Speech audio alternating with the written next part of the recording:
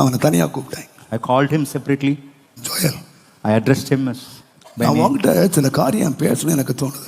I think of talking certain matters. நான் உங்ககிட்ட பேசணும். I would like to speak to you. அவன் உடனே அழுதுகிட்டே சொன்னான், அப்பா He said, என்ன வேணாலும் பேசுங்கப்பா, what's the problem? நான் இது வரைக்கும் உங்களை ஒரு அப்பாவா நான் பார்த்ததில்லை, அப்பாவா மதிச்சதில்லை. So far I have not seen you as a dad nor regarded you as நான் இன்றைக்கு வரைக்கும் உங்களை ஒரு தேவ மனுஷனா தான் நான் பார்க்குறேன்ப்பா. I've seen you only as a man of God. ஒரு கர்த்தருடைய மனுஷனா நான் பார்க்குறேன். I see you as a man of God. எனக்கு கண்களிலிருந்து கண்ணீர் வடிந்தது.